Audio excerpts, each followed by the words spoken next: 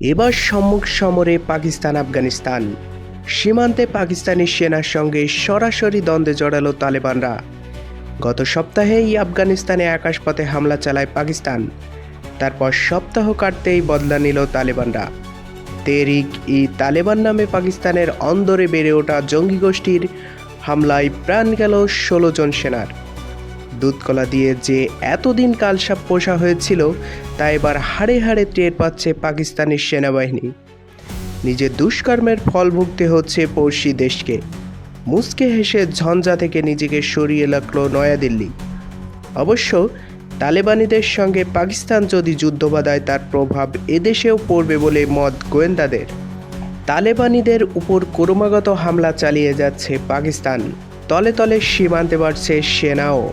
আর সেই সুযোগকেই ব্যবহার করে শনিবার সরাসরি ডুরান্ড লাইনে বা আফগানিস্তান পাকিস্তানের মাঝে থাকা কাল্পনিক সীমানায় হামলা চালায় তালেবানরা। মৃত্যু হয় ১৯ জন পাকিস্তানি সেনার। হামলার মাঝে পড়ে প্রাণ যায় ৩ জন আফগান নাগরিকেরও। গত শতাব্দীতে তালেবান জন্মের নৈপথ্যে প্রত্যক্ষ মদত জুগিয়েছিল পাকিস্তান। তালেবানদের হাত ধরে বন্দুক ধরা থেকে বোমা বানানোর কাজ শিখিয়েছিল খোদ পাক ফৌজ ও সে দেশের গুপ্তচর সংস্থা। এমনটাই দাবি ওয়াকিবহাল মহলের। পাক মদতেই আফগানিস্তানে নিজেদের দাপট ফিরে পায় তালেবানরা।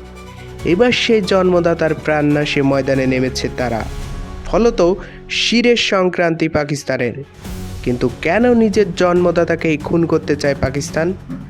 আন্তর্জাতিক বিশেষজ্ঞদের মতে পাকিস্তান ও আফগানিস্তানের মধ্যে চলা সকল দ্বন্দ্বের নৈপথ্যে একটিই কারণ, দুই দেশের মধ্যে থাকা কাল্পনিক সীমারেখা বা ডুরান্ড লাইন।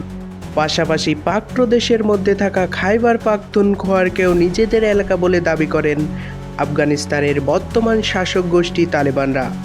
আর এই দুই এলাকা ঘিরে যত বিপত্তি,